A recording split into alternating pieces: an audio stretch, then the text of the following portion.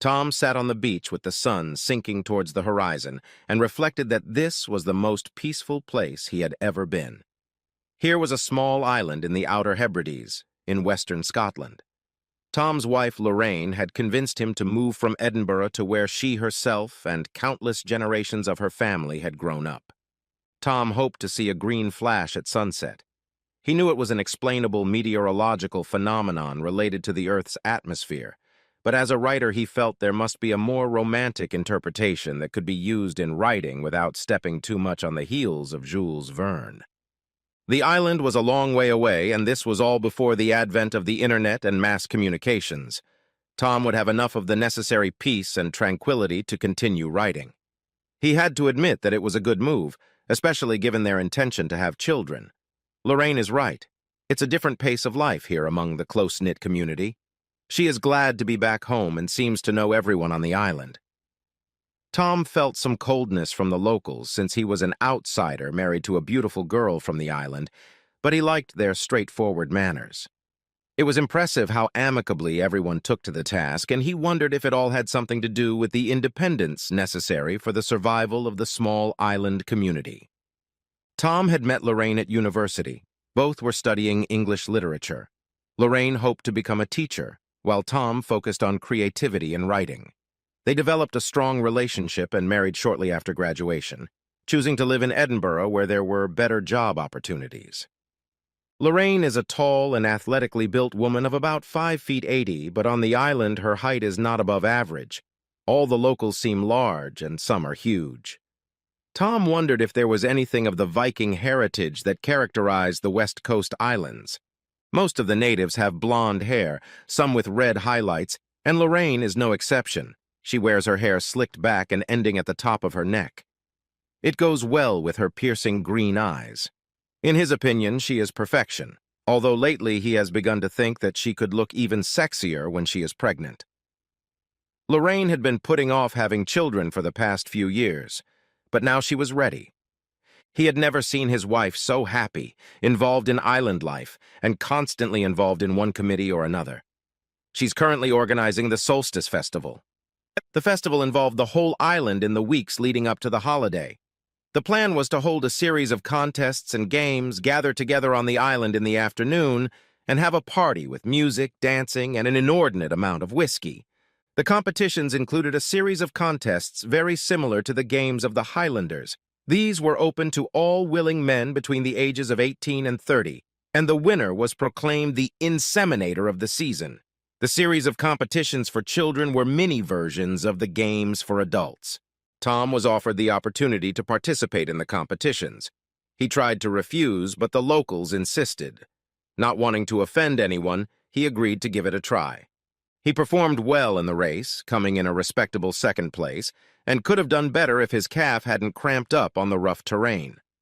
Tom was used to running on paths. He spotted a huge fellow walking angrily to the penultimate, though how he had ever managed to finish the race with so much muscle was a mystery to Tom. The next contest was to use a pitchfork to throw a coiled sheaf of straw through a bar that was getting higher and higher. Tom tried it, but could not get over the lowest bar. He politely declined, realizing that all other competitions were based on strength and that he had no chance against the giants of the islanders. This decision proved to be the right one, as the giants also excelled in the next two events: the kettlebell throw over the bar and the rock push, the mountain version of the shot put. Then there was a competition Tom hadn't seen before. It required catching and lifting a calf. He had no idea of the rules, but was amazed at the ease with which the competitors handled the huge animals. This alone confirmed the wisdom of Tom's decision not to participate. In the next challenge, two contestants sat on the grass facing each other, with the soles of their feet pressed together and their hands on a stick. This was purely a strength test. The winner was the one who pulled the opponent off the ground. The final event was the traditional log throw, and he watched as the giant who came second in the race launched the biggest log, which flew up and flipped over, landed on the ground, and won the competition. The competition was very impressive and fiercely contested, but Sean McLeod won all the strength events and the overall title called Inseminator. He is a man-mountain, and his body resembles that of Chris Hemsworth, although he can't match the star's looks, looking generally rounder and darker. When the evening program began, Tom was introduced to Islanders he didn't know, including the McLeod family, and Sean congratulated him on his victory.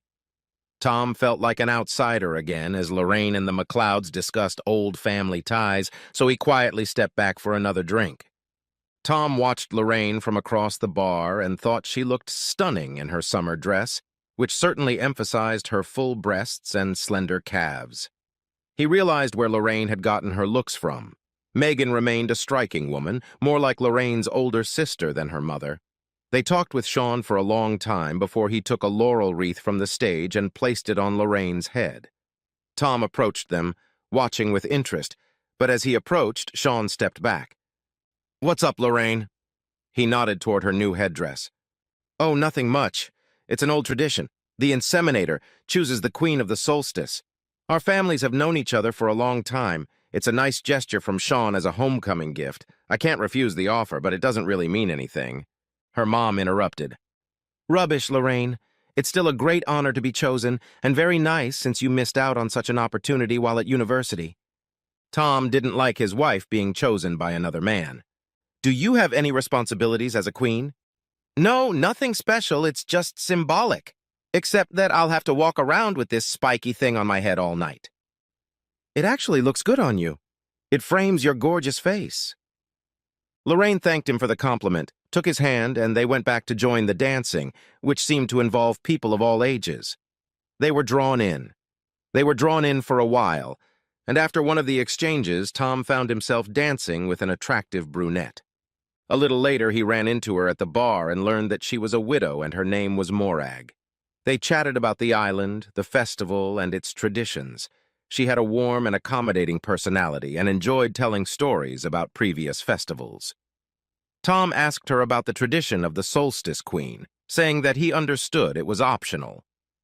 Morag seemed to hesitate, but then continued. "Not really, and nowadays only a few families adhere to the old traditions. In fact, I declined when it was offered to me a few years ago." "Oh, and why was that?" "It just wasn't quite right. My Fraser was in the Scottish Highland Regiment and was posted to Afghanistan, so I turned it down. Families look at it differently. It's just an old tradition for most of us. And when he didn't come home, I was glad I said no." "I'm sorry, I didn't mean to upset you." "It's okay. It was years ago, and the pain of remembering him has faded with time." The festival was about the fertility of the land, sort of like a fall festival, but at the beginning of the growing season. As part of it, Megan suggested I take a walk with the local fishermen. Lorraine thought it was a way to integrate with the islanders, saying that if the fishermen accepted me, so would everyone else. I was warned about fishing superstitions and how not to bring bad luck on myself. Not whistling on the boat, not mentioning the word pig, or talking about women were all on the list of prohibitions. We put out to sea and headed for the fishing grounds, dragging bundles of traps that caught lobsters, langoustines, and crabs. The currents were treacherous.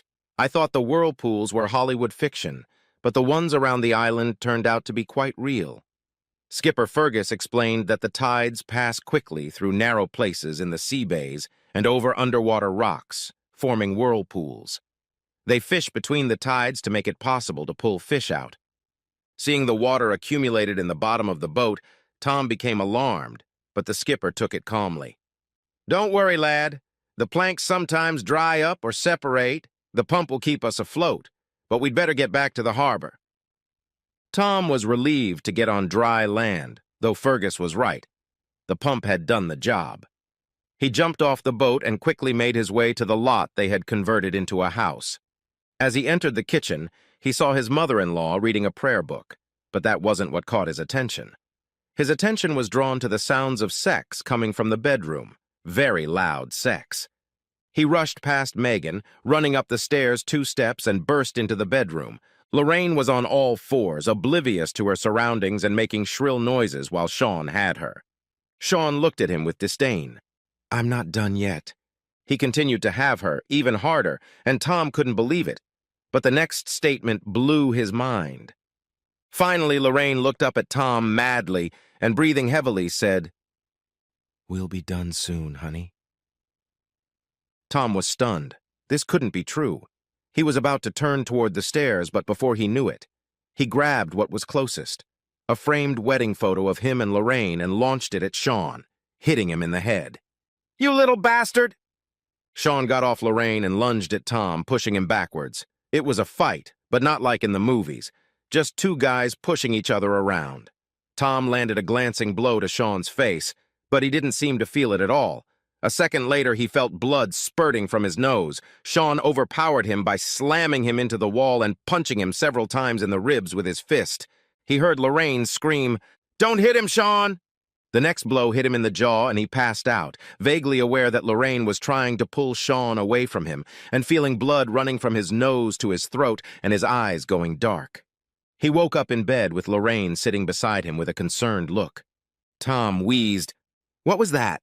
"It was awful, Tom. You almost choked." I panicked. "But Mom rolled you over and cleared your throat before we called the doctor. You were knocked out for a few hours. You broke a few ribs and your nose in the fight." Not to say it was a fight, just that he must have kept hitting me. "Everything hurts." "That was very brave, Tom. Sean has a black eye and a concussion. He lost his temper and kept hitting you until we finally managed to stop him." He looked at Lorraine, waiting for an explanation. "This is just insemination." Tom looked puzzled, she said, as if that explained everything. But it didn't explain anything to Tom. Lorraine continued, "I'm sorry you got hurt, kid. It wasn't necessary. It won't affect us. It just ensures that we have strong, healthy children. It ensures that the strongest genes are passed on, the same thing we do with livestock. A strong inseminator ensures pregnancy and is responsible for 70% of the offspring's health." Tom looked even more puzzled. Megan must have heard the voices and entered the room. "Mom, please help me explain everything. Tom doesn't understand." Let's go back a little bit. This is not sex as you understand it, nor is it an affair. It is a centuries-old tradition that has helped the island endure through hard times. Women on the island who want to get pregnant meet the strongest man of the season, the inseminator. Before insemination, we were weak. Disease and infant mortality was shockingly high. Only 1 in 6 children survived to adulthood, and we couldn't afford it due to clan conflicts and invaders. Insemination saved us. It allowed the island to repopulate. Lorraine had done nothing wrong, Tom. Lorraine nodded in agreement. "It is not lovemaking. There is no romance between Sean and me. It is simply insemination as often as possible during the fertile season. He will have other women wanting to get pregnant this season. I'm the first, since he's chosen me to be the queen of the solstice." "Great. So he slept with you more than once?" Lorraine lowered her gaze, her neck reddening. Megan continued on behalf of her daughter in a business-like tone. "You want strong, healthy children, Tom.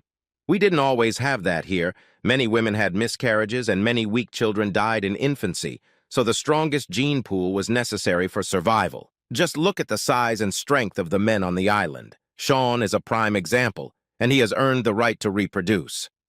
Maybe it's the steroids that make him so strong. Obviously, he takes them. It could also explain why he lost his temper and kept hitting me. Does it bother you at all that I might get hurt?" Lorraine's eyes widened. "Of course it bothers me. I was so worried. It shouldn't have happened. He was wrong to do that to you." Tom genuinely wondered if the nightmare was all around him. "Nice story to justify his cheating, but now there is no plague and war like before. Antibiotics and immunization have lowered child mortality. You're doing it because you like it. Your behavior confirms it. You couldn't get enough and certainly didn't want to be interrupted. I couldn't help but get aroused. He was, impressive, and that increases the chances of getting pregnant. So are the kids going to be mine, or do you want me to mainstream his kids?" "The odds are even, Tom. I'm not ruling you out. It's just that he's got great genetics. You'd still have a chance to be the biological father, and whoever the child was from, it would be ours." "Damn, it's only getting worse. Now you're offering me his leftovers." Megan flared up with anger. "Don't be so vulgar. You're an outsider and can't know how important this is to us. It's present in every lore we learn as we grow up here." "Tell me, Megan, as many times as you have played this role, may I suggest that neither Lorraine nor her 2 sisters are from your husband?" They are all John's children. He is the father. But yes, the seed came from different inseminators. Those can only serve 2 seasons each, and we have 3 strong and beautiful daughters that we are both proud of. So, we're just going to stay together like nothing happened? I'll be fertile for another week, Tom. You can't be serious. Are you going to continue to be in a relationship with him? No, Tom, not after what he did. But we could. You could impregnate me. I just need you to compliment Sean. Go to hell, Lorraine, you're both crazy. The fact that you sent us on a fishing trip confirms that you knew this whole thing was off limits. Don't worry, I'm not coming within 3 feet of you, and I'm not staying here. I'm leaving tonight. For your sake, Tom, we tried to be careful. You can't leave the island. No one's taking you off until we sort this out. There's nowhere else to go. Please stay and let us explain. You've already done that, and your explanations are unacceptable, and now you're holding me against my will and preventing me from getting medical treatment at the hospital. What makes you, Lorraine, a cruel, misguided, heartless cheater and kidnapper? What struck Tom most of all was Lorraine's absolute certainty that such an agreement would have no effect on their relationship. The next day, Tom managed to leave the cottage despite the pain in his ribs and nausea. He walked down to the harbor, and of course none of the fishermen were willing to take him to the mainland or allow him to rent a boat. In refusing, Fergus looked embarrassed, but was sincere when he explained. You can't get there on your own, Tom. The tides and currents are treacherous. We won't go out today anyway. The weather is too rough. Tom didn't argue. The sea was rough. The waves were covered with white lambs, and the thought of having to wade through the waves in a small boat made his body ache. There was nowhere to go. He didn't know who was involved, but no one wanted to shelter him. He headed to the bar, hoping to ease the pain. By the time the last orders were announced there and the place started to close, it seemed to help.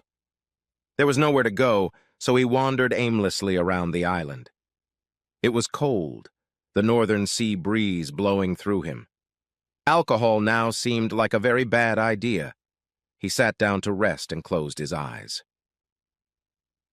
The second time, he woke up in a warm bed, not remembering how he'd gotten there. Lorraine came running in, looking both upset and mad. You almost got hypothermia. You should have let me freeze. Don't ever say that. I love you. You should stay in bed and recover. We were lucky that the owner of the place informed us of your departure, and we all rushed out to look for you. It was several more days before Tom could get up and walk along the rocks. He watched the currents and eddies, imagining Fergus and the others as tiny dots on small boats in a vast sea. He noted the time of low tide and went on his way when someone approached him on the path. Lorraine was waiting for him when he returned, full of concern. Where have you been? Come to the fireplace and warm yourself. Tom was too tired to argue. The walk had exhausted him. Please, Tom, this shouldn't change anything between us. How can you say that? It changes everything. She clung to him. How long are you going to abuse yourself, Tom, if you reject me? I might need Sean again. You'll lose. He won't say no. Come on, it's still me. And... Tom's anger burst through the fatigue. You can't get enough, can you? Then just go and fuck him again. Lorraine sobbed. It's not like that. It was just sex. I still want you and you make me whole. We're still the same. We still have the same wonderful marriage. Were you thinking about our wonderful life together when you slept with him? It's the same marriage that inspired you to get into bed with another man, the same marriage you destroyed, and I still can't understand why you did it. What more do you need, Lorraine? I've suffered a beating and I'm almost freezing. Will only my death finally convince you? Megan found Tom in the kitchen. You know she loves you very much. She's sure you're strong enough as a couple to get through this. Tom replied glumly. Actually, you are both deluded. This is the ultimate betrayal. I naively assumed that my wife would be faithful to me, as she stated in her wedding vows. I understand, Tom, and it must be difficult to explain how differently we look at everything. We don't see it as infidelity. It's actually important to us, and I know Lorraine sees it as a natural way to conceive, like so many other examples in the animal world. We're not animals. Why don't you just be honest, Megan? and admit that this is just a way to mess with your husband. Okay, if you want the harsh truth, we're having a great time. The strongest young stud in our bed is a dream come true.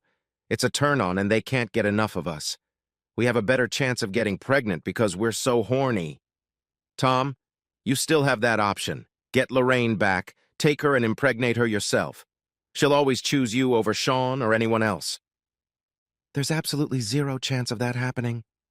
Lorraine was sure that when the pain subsided, she could get Tom back. She just needed to remind him how good they were together and how they dreamed of children in the future. I haven't been with Sean since the night he beat you up, and I was just trying to make you jealous with my comments. I'll stop and wait to see if I'm pregnant. We still love each other no matter what. We need each other and depend on each other, Tom. I'm right for you, and deep down you know it. Tom looked at her with contempt. It's over, and there's no going back. I can handle it, Lorraine. I won't let you destroy me, and I will build a new life. You do realize that when I leave this fucking island, I'm going to come back with the police. What you're doing has to be breaking some kind of law, kidnapping, imprisonment, something. Lorraine went to her mother. Jesus, Mom, this is a disaster. I wanted this to be a miraculous conception, the most important event of my life. And now it's ruined. Maybe you're right. I should have kept Sean as a secret lover, but that's what happens when you marry a stranger and then get carried away with insemination. Lorraine remembered what a wonderful day she'd had with Tom and was about to give up on the idea. But then seeing how impressive Sean was at the competition and the fact that he'd made her queen made her change her mind. The sex had been amazing. She could only blame herself. Letting Sean take her a third time had increased the risk of Tom coming home, but she couldn't resist. Megan was unfazed. He's in shock now. Let him get used to the idea. It might be worth keeping Sean away for a while. Poking his nose in it will only make things worse. Good thing you haven't done the second and third insemination yet. Yeah, but that's not going to happen now. This whole thing needs to stop. It's completely out of control. He's even talking about involving the police. Megan was horrified. Lorraine is right. There is no turning back, and the police are not an option. Perhaps we should have Tom have an accident on the cliffside path. Lorraine would be upset, but Sean would eventually calm her down. He's always had a thing for her, and Megan is sure he was purposely stalling on Lorraine to get caught. The truth is that Lorraine will be happier with an islander. The next day, Tom wandered around the island and watched the fishermen again. He kept walking, trying to clear his head, but the beauty of the early evening light did little to improve his mood. Looping towards the village, he spotted Morag sitting on a bench overlooking the sea. She looked nervous, but as he approached, she seemed to make up her mind and stood up. Her nervous look was replaced by compassion. My God, Tom, look at your face. I can't believe he did that to you. How are you? It's best described by the word numb. I have no idea how I feel. It's like living in a nightmare that you know can't be true, and sooner or later you wake up. Does everyone on the island know what's going on? No, only a few families carry on the tradition. Most believe it stopped years ago. Rumor has it that you and Sean had a falling out over him declaring Lorraine queen. Megan asked the fishermen not to take you back to give you time to bond with Lorraine. Well, yes, the weather has improved, and if I explain the truth to them, they might be willing to move me back to the mainland. I'm sorry, Tom, but it could be worse than you think. There's something I need to tell you. Morag leaned back against the back of the bench. The inseminator for the last 2 years was a young man called Jonathan Stewart. He wasn't allowed to compete again, and he settled with his girlfriend anyway. Sean was always second, and everyone knew Sean would win this year. He and Lorraine have a history. Before she left for college, they dated. No wonder he picked her to be queen. Hell, she's been putting off having kids for the last couple years. Sounds like it was all planned, that bitch. I told her it was over, and I'd go to the police as soon as I got off the island. They can't keep me captive here forever. Morag looked anxiously at Tom. Look, Tom, I wouldn't stay here too long. I don't know what Megan is capable of. She's a bigot, and that seems to have passed on to Lorraine. Sean and a few others will do whatever she suggests. The fact that you threatened the police might make them do something really stupid. Lorraine rushed to tell Tom the happy news. She was pregnant. She wouldn't have to go to bed with Sean anymore. They could finally put everything behind them and get on with raising their children. Tom couldn't be found, and a small rowing skiff went missing. Someone mentioned that Tom had been watching the tides and fishing off the rocks. The fishermen went out to sea but found nothing. The chances of Tom reaching the mainland were slim to none. Lorraine was out of her mind. She had done this to him. She might as well have just killed him. Megan felt relieved that at least she didn't have to deal with the situation herself. 5 days had passed when a skiff had been found on the north shore of the island, its overturned wreck. At this news, Lorraine's fragile state of mind was shaken, and she lashed out at her mother, inflicting considerable damage until she was dragged away. She was still screaming at her mother, "It's your fault! You killed him! You killed my wonderful husband!" Her rage continued until a doctor administered a sedative. Lorraine's attack left Megan with deep scratches on her face, bruises, pulled hair, and a bleeding scalp. Lorraine aside, things on the island returned to normal. A week later, Morag left for her sister's island, glad of the chance to escape the powder keg atmosphere. Megan was sitting in the harbor trying to think of the best way to support Lorraine when she heard the faint sound of an engine. A Coast Guard cutter was approaching, entering the small harbor, and then she saw their A group of police officers. As expected, the policemen found Tom at Morag's house. Lorraine couldn't believe that all this time he had been on the island when she thought he was dead. She tried to shout to him to tell him she was pregnant, but the police officers held her back as she sobbed hysterically and started pulling her hair. Possible charges were unclear, with Sean claiming the attack was in self-defense. "He attacked me first, and there are witnesses." "Indeed there are, and one of the witnesses claims that you continued to strike him after he lost consciousness." "No, it was all a blur. I'm sure it wasn't me." "And you're 20 centimeters taller and 36 kilograms heavier than him. In a boxing match or a fair fight, you definitely wouldn't have been put in the same weight class." Sean was arrested for grievous bodily harm. If he goes to jail, the sentence would be 3 to 16 years. Lorraine's testimony about violently assaulting an unconscious man suggested a significant sentence. Tom moved freely around the island, so there was no clear enough justification for false imprisonment or kidnapping.